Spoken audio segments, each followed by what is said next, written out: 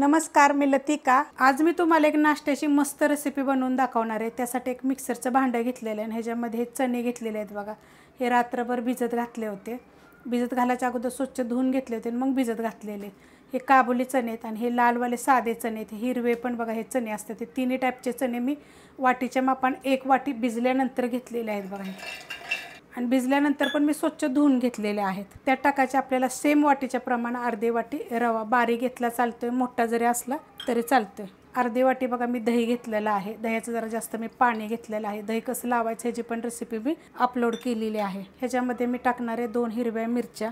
चवीप्रमाणे टाकूया मीठ आणि हे मिक्सरला एकदम बारीक करून घ्यायचे। बारीक करून घेतले बघा। आणि त्याच्यामध्ये बारीक करताना मी थोडंसं पाणी टाकलेलं, थोडंसं म्हणजे अर्धी वाटी जरी पाणी टाकलं तरी चालेल। वाडगं घेतलेलं त्यामध्ये बघा हे टाकून घ्या बघा अशा पद्धतीमध्ये। तर मी काढून घेते सगळं। वाडग्यामध्ये बघा मी काढून घेतलेलं अशा पद्धतीत झालेलं आहे। थोडंसं मिक्स करायचं। आता तुम्हाला ह्याच्यामध्ये तुम्ही काय टाकू शकता, थोडीशी कोथिंबीर टाका। आता मी बारीक करताना आपण हिरवी मिरची टाकली होती। थोडंसं तुम्हाला खात असलं तर लसूण, थोडंसं आलं, थोडी कोथिंबीर जरी टाकली तरी चालेल। तुम्ही वजन जर कमी करत असाल ना तर अशा पद्धतीचं जर बनवलं तर नाश्त्याला चालू शकते।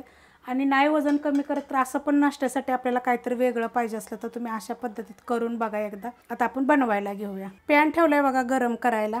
त्याच्यावर आपण थोडंसं पाणी शिपडायचं। पाण्याच्या जागी तुम्ही तेल जरी शिपडलं तरी चालेल। पुसून घेऊया।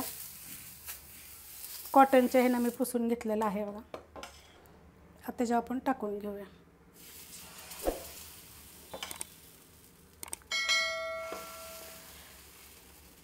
आणि आवडीप्रमाणे लहान मोठे जसे आपल्याला पातळ पाहिजे तर पातळ म्हणा, जसे पाहिजे त्याप्रमाणे करून घ्यायचे।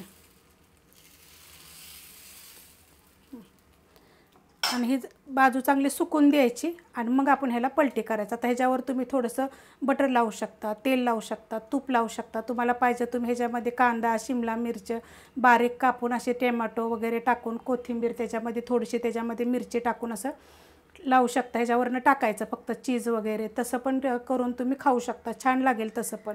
आणि असं खायचं असलं तर चटण्यांच्या खूप रेसिपी मी अपलोड केलेले आहेत। तुम्ही दह्यावर कोरडं पण छान लागतं। फक्त मग बारीक करताना मिरची टाकली होती आपण, मग त्याच्यामध्ये 2 कुड्या लसणाचं टाकू शकता, थोडंसं आलं टाकायचं, छान होईल। आता हे जरा आपण भाजून घेऊया। वरनं बघा मी थोडंसं तेल लावून घेते। मस्त बघा सुकलं गेलेलं आहे। आणि आता बघा काही सुटलं आहे बघा, सुटायला लागलं हे अशा पद्धतीत सुटलं की नाही की मग पलटी करायचं।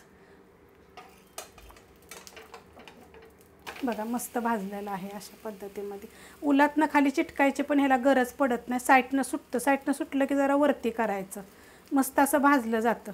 आता खालची साईड आपण भाजली का बघूया। बघा मस्त अशी भाजली गेलेली, एकदम छान अशी होते बघा। तर आपण आता प्लेटमध्ये काढून घेऊया। मस्त बघा झालेले आहेत असे। चांगले भाजायचे पण एवढं लक्षात ठेवायचं, मीडियम गॅसवर भाजायचे। हे बघा आणि चवीला तर इतके छान लागतात का नाही, शरीरासाठी पौष्टिक आपल्यावर का। आणि त्याच्यावर खायसाठी ही चटणी, हे जे रेसिपी जर पाहिजे असली का नाही तर ह्याची रेसिपीची पण लिंक तुम्हाला ह्या रेसिपी खाली भेटेल। तुम्ही दह्यावर बी खाऊ शकता, असं पण खाऊ शकता, छान लागेल, करून बघा। रेसिपी आवडली तर लाईक करा, सबस्क्राईब करा, कमेंट करा आणि शेअर बी करा।